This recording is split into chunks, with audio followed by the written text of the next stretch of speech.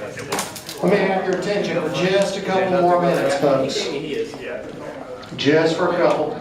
Pat, thank you so much for coming. The first Saturday I was in Newport News, after my car got rear-ended by, the first Saturday I met Pat for the first time at the lunch bill. She was breezing through doing her thing, and we met that first Saturday, so I felt the Pat Woodbury welcome very early on. So we're so glad you're able to be here today.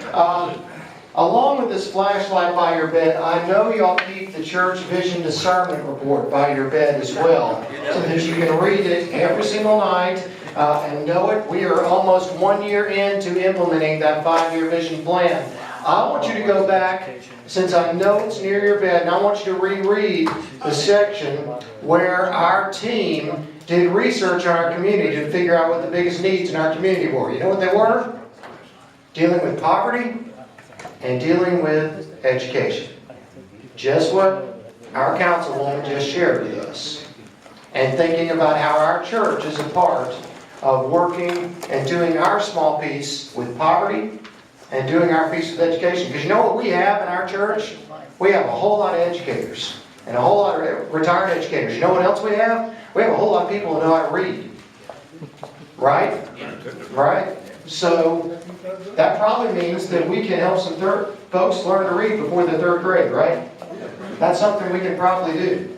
That's something we can probably have a role in, and our vision discernment team has already indicated that that's a place where we get to play a role. So that's already, I just want to point out how those things, how what Dr. Woodbury has shared with us is something that we have heard and we've learned and we voted to move forward with. Final word. In 10 days from now, we send a team of 9 men to Puerto Rico. Well, 9 men and 2 teenage guys to Puerto Rico to rebuild roofs. Okay? A couple of those men are in this room. If you're going, you wave your hand a little bit. I know Robert's over there. Anthony's over there. Steve left. He's going over there. If you would be praying for that team, they leave on May the 22nd.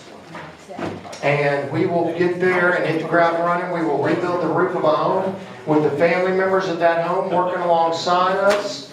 And we will get that roof rebuilt. And we'll do one small piece of our role in rebuilding this island.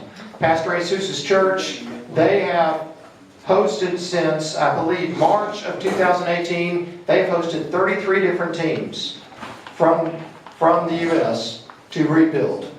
Okay, that means they've been feeding them. That means they've been in their building. They've been doing their part to get things done.